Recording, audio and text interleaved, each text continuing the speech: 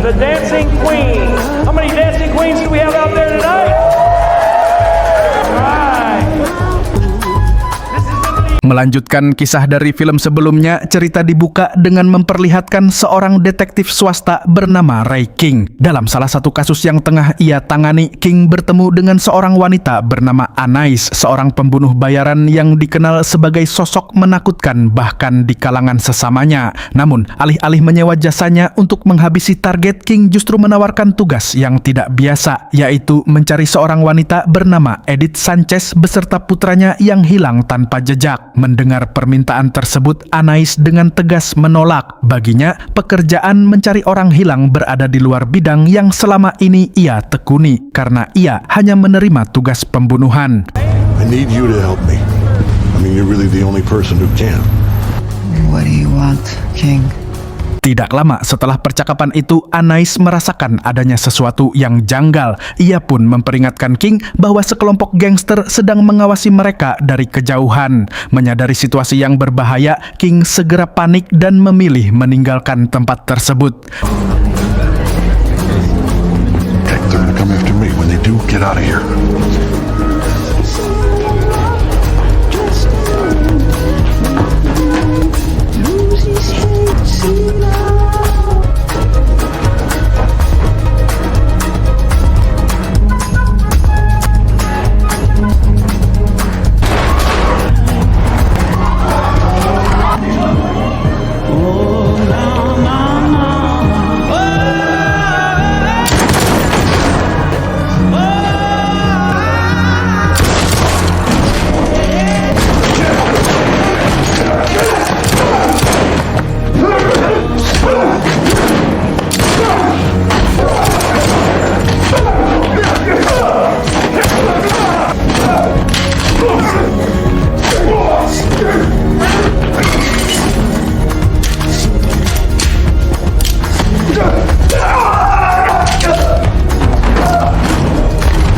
Di sisi lain, Anais tetap tenang. Ia sempat membantu King menghadapi para gangster tersebut sebelum akhirnya pergi. Meskipun berhasil selamat untuk sementara waktu, keberuntungan tampaknya tidak berpihak pada King malam itu.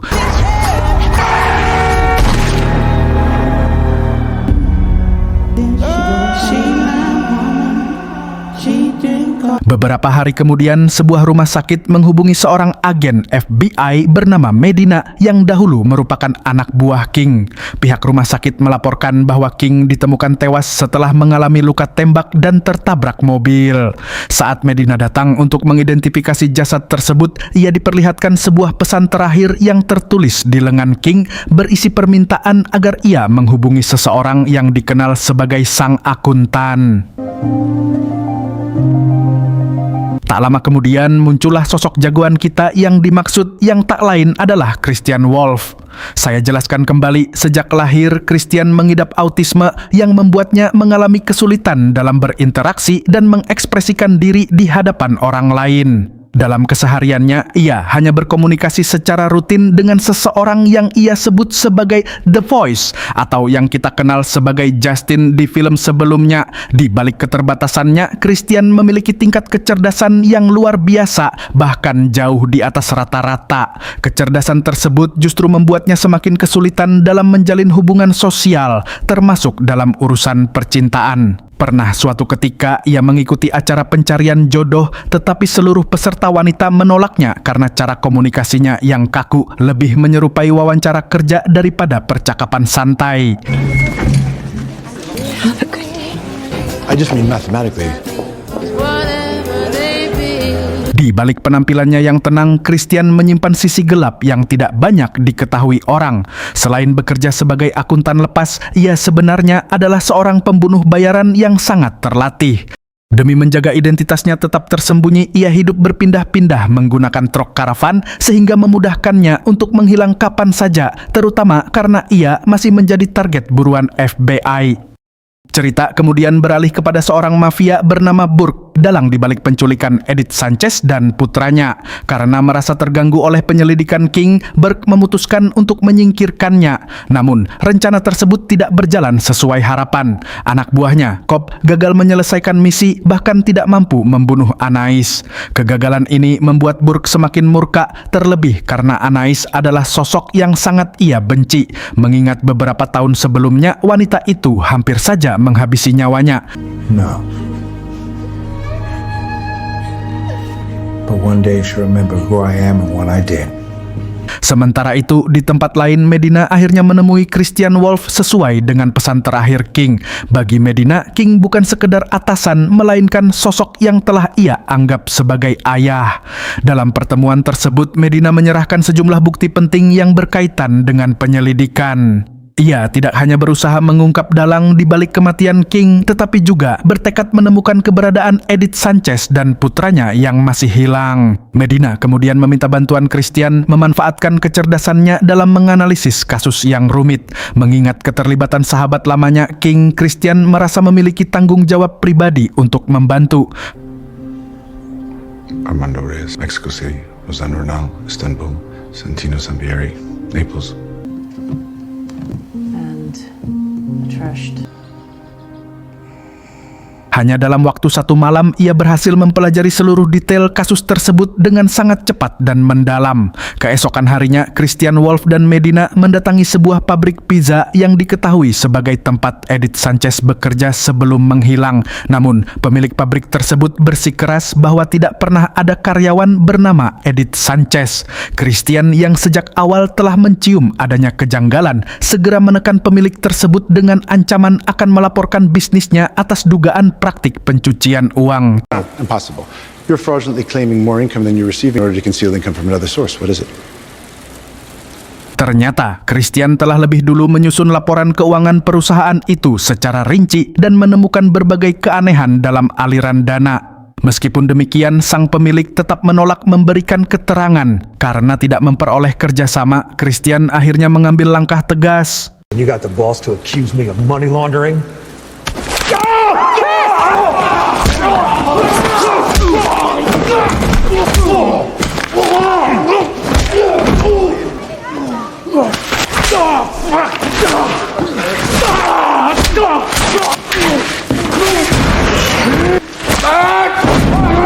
Dalam kondisi terdesak, pemilik pabrik tersebut akhirnya mengakui keterlibatannya dalam praktik pencucian uang. Dari pengakuannya terungkap bahwa dana tersebut berasal dari jaringan perdagangan manusia. Fakta ini mulai menghubungkan berbagai peristiwa, menunjukkan bahwa sindikat tersebut memiliki keterkaitan dengan kematian Ray King serta hilangnya Edith Sanchez dan putranya. Setelah mendapatkan informasi tersebut, Christian segera menghubungi adiknya, Braxton. Perlu diketahui bahwa Braxton juga merupakan seorang pembunuh bayaran profesional dengan kemampuan yang tidak kalah hebat. Namun, ia merasa keberatan ketika mengetahui bahwa mereka harus bekerja sama dengan seorang agen FBI. Christian pun berusaha menenangkannya dengan meyakinkan bahwa Medina adalah salah satu agen yang dapat dipercaya.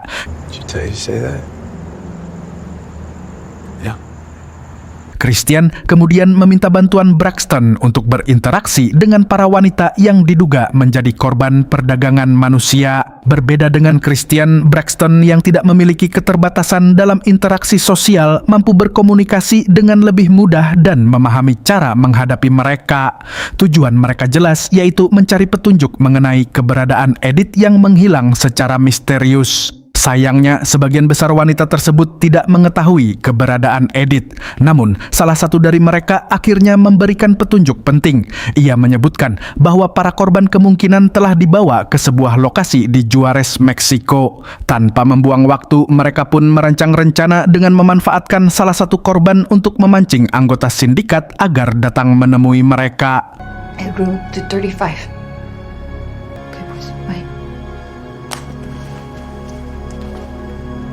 Thank you.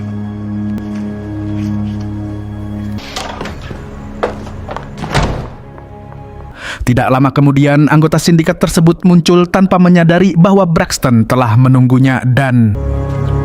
Got my ass.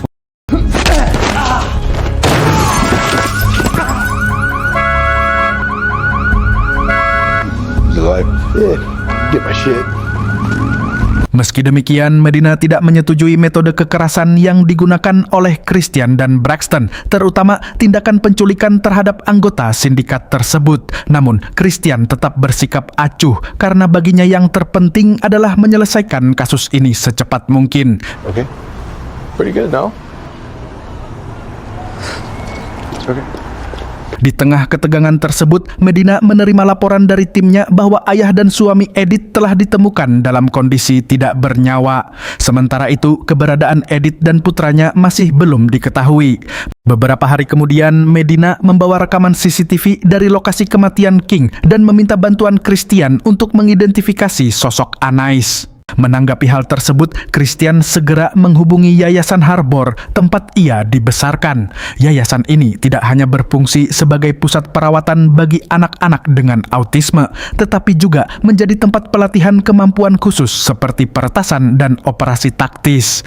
Christian kemudian meminta mereka menelusuri seluruh informasi terkait Anais dan Justin ditugaskan untuk memimpin investigasi data tersebut. Namun, upaya tersebut tidak membuahkan hasil yang memuaskan. Justin dan para peretas muda di yayasan hanya berhasil menemukan rekam jejak pembunuhan Anais yang tersebar di berbagai wilayah Eropa dan Amerika tanpa mampu mengungkap identitas aslinya. She's hiding her face. She knows where the cameras are. Would you like to bring the normie up to speed, Chris? That's what I would do.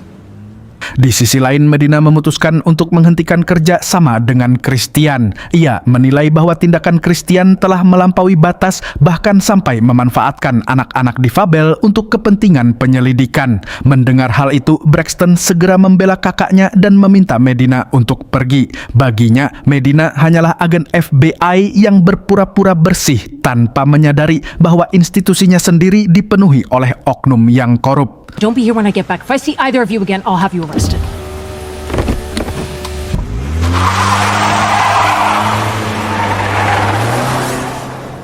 Setelah itu, Medina membawa salah satu anggota sindikat yang sebelumnya ditangkap oleh Christian dan Braxton. Ia bertekad untuk menyelesaikan kasus ini melalui jalur hukum yang sah, bahkan hingga menyediakan pengacara bagi pria tersebut. Namun, meskipun telah diberikan perlindungan hukum, pria itu tetap bungkam dan menolak memberikan informasi apapun mengenai keberadaan Edith dan putranya. I watched the money, man. Money made from human trafficking? Sementara itu, Cobb yang ternyata telah berada di seberang gedung kantor Medina menjalankan perintah Burke. Ia ditugaskan untuk menghabisi anggota sindikat yang telah ditangkap sebelum rahasia besar mereka terbongkar. You put everything on the record, you'll get immunity in exchange for your testimony.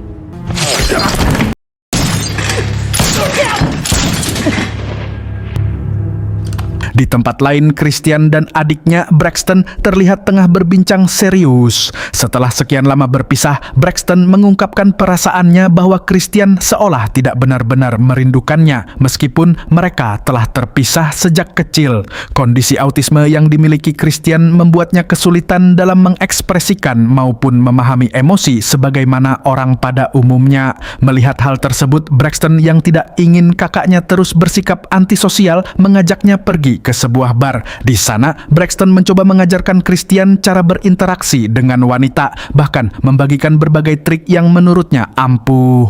Guess you pretend to be an ordinary accountant, you can pretend to be a cowboy tonight, right?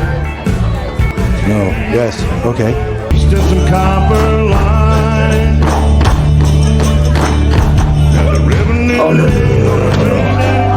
For my time, but I've been told never come back from Copperhead.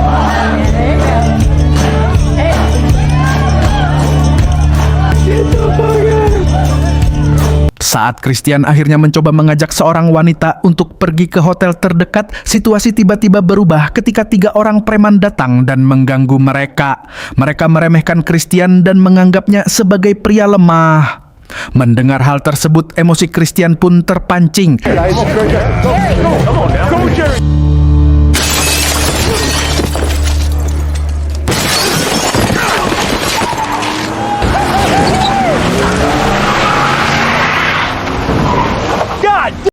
Keesokan harinya, Medina mengunjungi sebuah pusat penelitian yang diduga pernah menangani Edith. Dugaan tersebut terbukti benar. 8 tahun sebelumnya, Edith hampir tewas setelah diserang oleh sindikat kriminal. Ia memang berhasil selamat namun kehilangan ingatan dan harus menjalani operasi besar untuk memulihkan luka serius di tubuh serta wajahnya. Saat melihat dokumentasi hasil operasi tersebut, Medina terkejut. Wajah wanita itu tidak lagi sama seperti Edith yang ia kenal. Ia justru menyadari bahwa wanita tersebut adalah Anais, sang pembunuh bayaran yang selama ini mereka cari.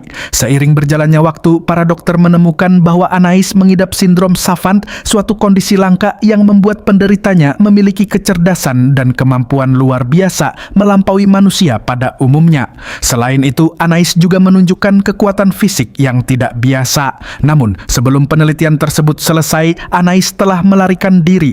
Oleh karena itu, dokter memperingatkan Medina agar tidak berurusan dengannya karena Anais adalah sosok yang sangat berbahaya dan tidak ragu mempertaruhkan nyawa. Pada malam harinya, salah satu agen menghubungi Braxton dan memberinya misi baru, yaitu mengeksekusi seorang wanita yang ternyata adalah Medina.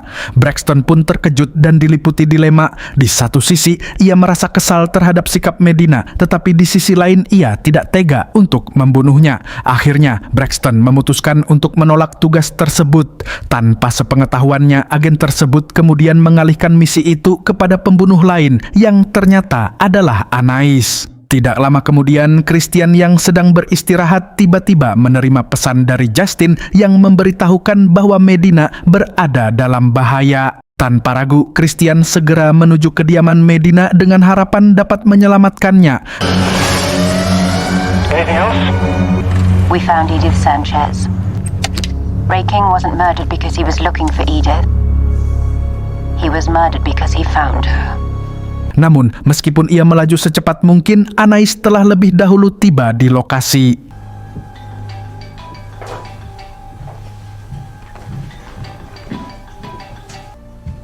Hello? Hello? Drop it! Drop it! Turn around.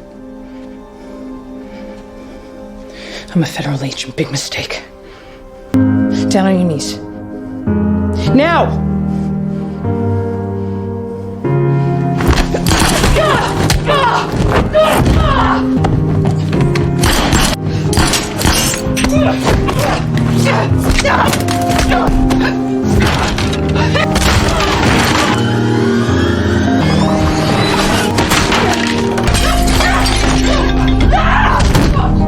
Saat Medina berada dalam kondisi terdesak, serangan Anais tiba-tiba terhenti. Ia melihat sebuah foto yang memicu ingatan lamanya. Perlahan, memori masa lalu itu kembali. Dalam ingatannya, 7 tahun sebelumnya ia dan keluarganya pernah diculik dan disiksa oleh kelompok Burke untuk kemudian diperdagangkan ke Amerika. Kenangan tersebut membuat Anais tidak mampu menahan emosinya.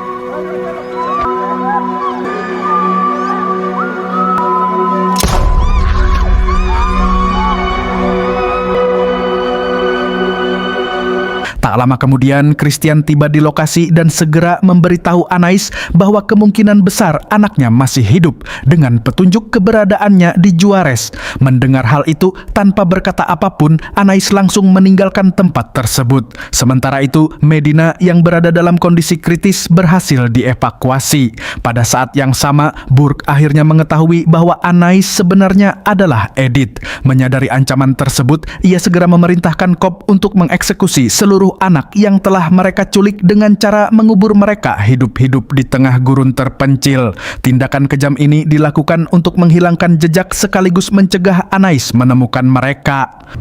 Yeah, Bert. Yeah, I can handle that. Keesokan harinya, Christian dan Braxton bergerak cepat menuju Juarez dengan tujuan menyelamatkan para anak-anak yang akan dieksekusi, termasuk putra Anais.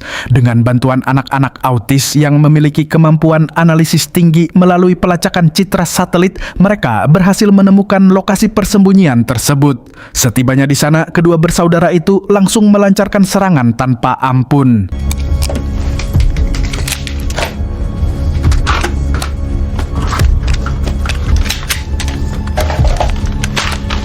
Thank you.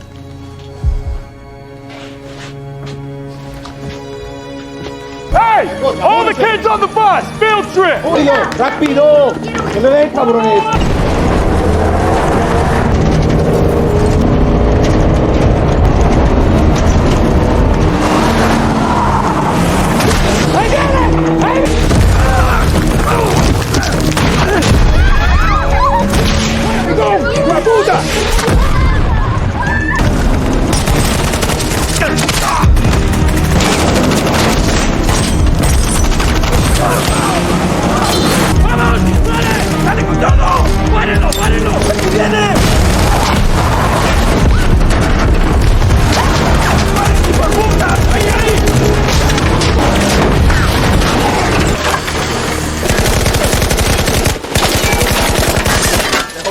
¡Ábrelo!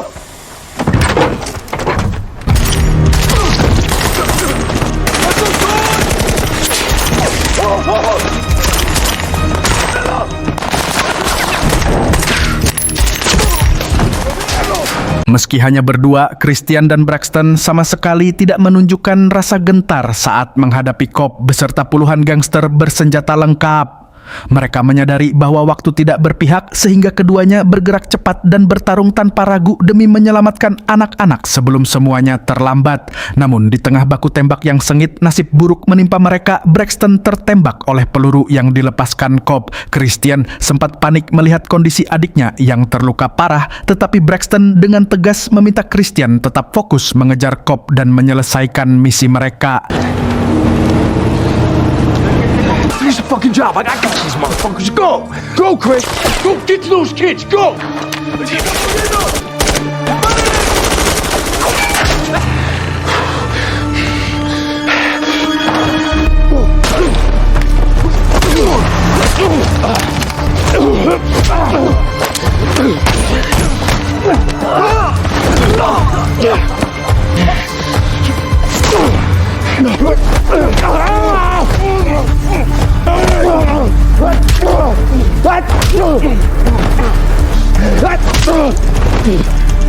Te ven en el puto infierno, güey.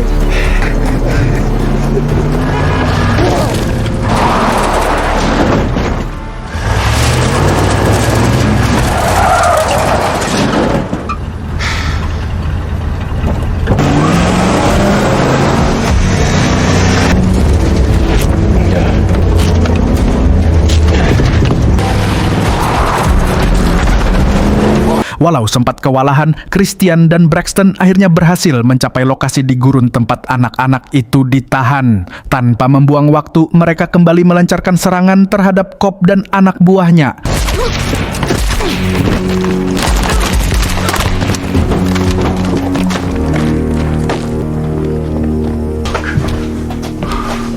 Get up!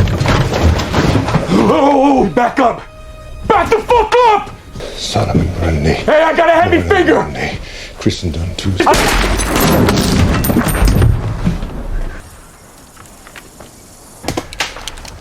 That was the end of Solomon Grundy. Alberto Sanchez. Pertarungan tersebut berakhir dengan kemenangan di pihak mereka dan seluruh anak-anak yang hendak dieksekusi, termasuk anak Anais, berhasil diselamatkan. Let's go, yeah, güey. Vámonos.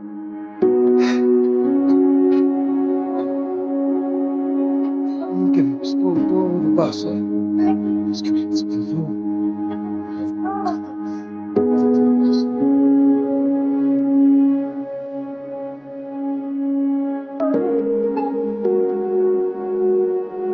Hey, Chris, stop the bus. It's not the bus, man. Just open the door. Open the door, Ding Dong.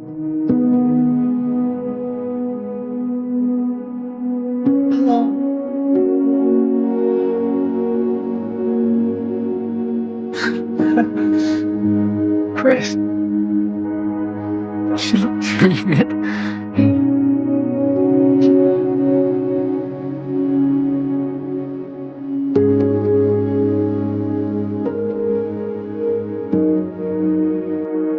Sementara itu, Anais terlihat merenung, memikirkan kembali masa lalunya yang penuh luka dan penyesalan.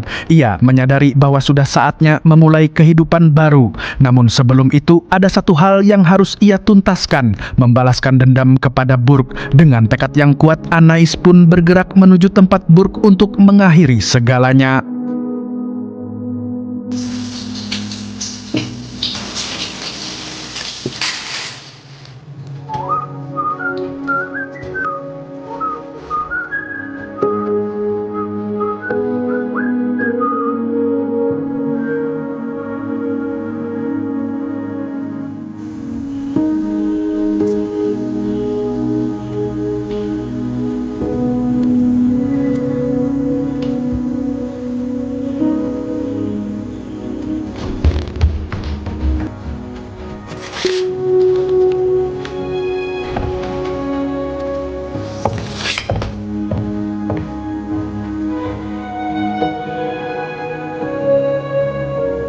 Di waktu yang hampir bersamaan, Medina yang telah pulih menghubungi Yayasan Harbor. Ia menyampaikan rasa terima kasih atas bantuan dalam menyelesaikan kasus King, sekaligus dengan tulus meminta maaf atas sikap keras kepalanya selama ini.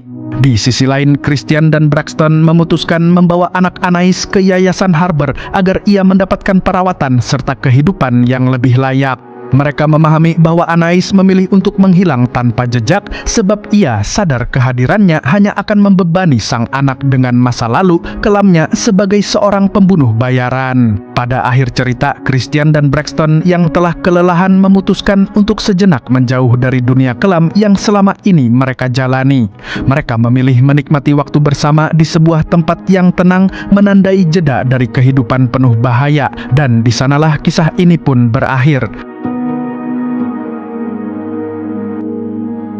Film ini mengajarkan bahwa keadilan tidak selalu datang dari sistem, tetapi terkadang harus diperjuangkan oleh mereka yang berani melawan ketidakbenaran, meskipun harus menghadapi risiko besar. Jika kalian menikmati konten seperti ini, jangan lupa subscribe dan aktifkan lonceng notifikasi agar tidak ketinggalan ringkasan film-film menarik lainnya. Terima kasih sudah menonton dan tetap jaga kesehatan kalian. Sampai jumpa di video berikutnya bersama Zona Film Series. Bye-bye.